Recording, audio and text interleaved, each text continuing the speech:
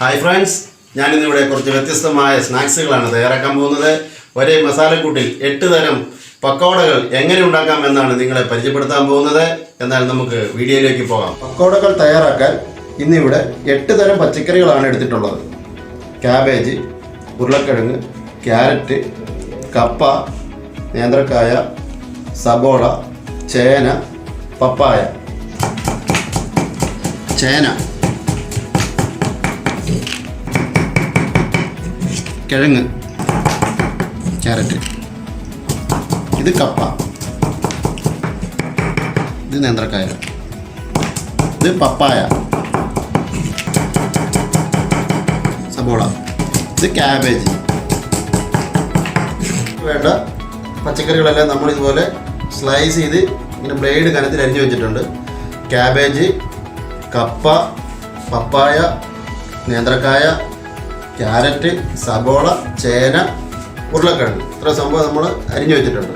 Okay, pakoda തയ്യാറാക്കാനുള്ള ചേരുവകൾ: പച്ചമുളക് അരിഞ്ഞത്, ഇഞ്ചി ഇതുപോലെ നീളത്തിൽ ചെറുതായി അരിഞ്ഞത്, വെളുത്തുള്ളി ചതച്ചത്, കറിവേപ്പില, മഞ്ഞൾപ്പൊടി, കാശ്മീരി മുളക് പൊടി, അരിപ്പൊടി, കായം, ഉപ്പ്, ആവശ്യത്തിനായ വെള്ളം, കടലമാവ്. ഓക്കെ, പക്കോടയ്ക്കുള്ള മസാലക്കൂട്ട് തയ്യാറാക്കാം.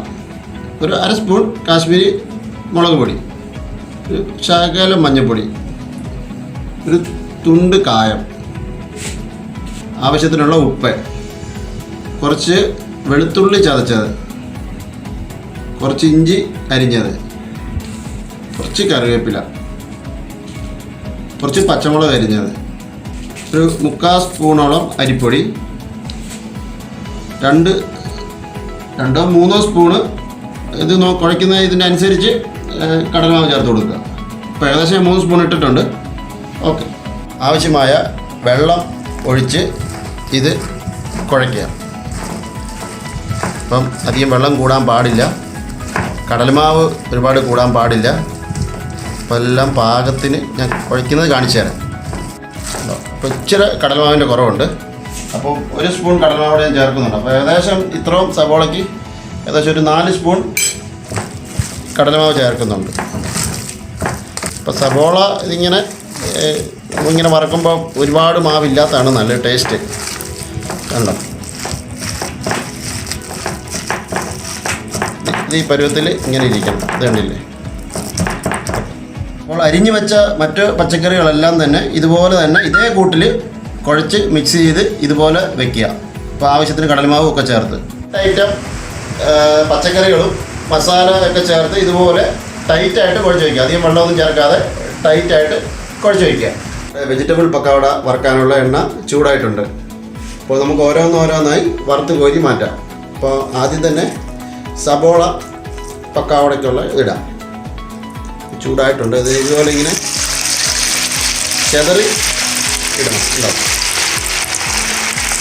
അത് നമ്മൾ ഉള്ളിവടയൊക്കെ ഇടുന്ന പോലെയല്ല, ഇതിങ്ങനെ ചെതറിച്ച് വറക്കണം. അപ്പോൾ നമ്മുടെ പക്കവട ഏകദേശം വറന്നൊക്കെ വന്നിട്ടുണ്ട്. നമുക്കൊരു പ്ലേറ്റിലിട്ട് വറുത്ത് മാറ്റാം. നല്ല ക്രിസ്പി ആയിരിക്കണം, ഭയങ്കര ടേസ്റ്റാണ് ഈ സാധനം. കണ്ടോ? അപ്പോൾ അടുത്തത് നമുക്ക് ക്യാരറ്റ് പക്കവട ഇടാം. ഇതുപോലൊരു ക്യാരറ്റ് ഇടാം. ക്യാരറ്റ് പക്കവട ഏകദേശമായിട്ടുണ്ട്. അത് ഇങ്ങനെ കോരി മാറ്റാം, പ്ലേറ്റിലേക്ക് മാറ്റാം.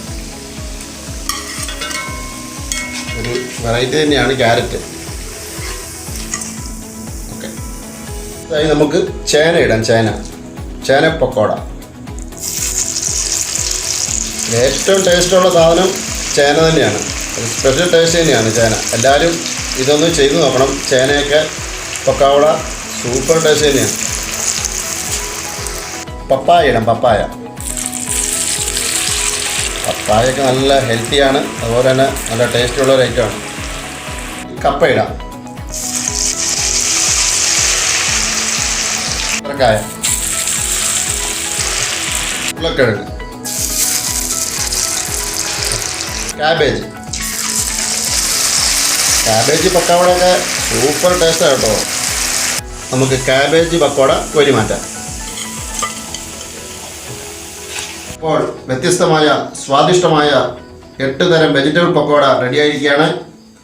സബോള പക്കോട, ചേന പക്കോട, ക്യാരറ്റ് പക്കോട, നേന്ത്രക്കായ പക്കോട, പപ്പായ പക്കോട,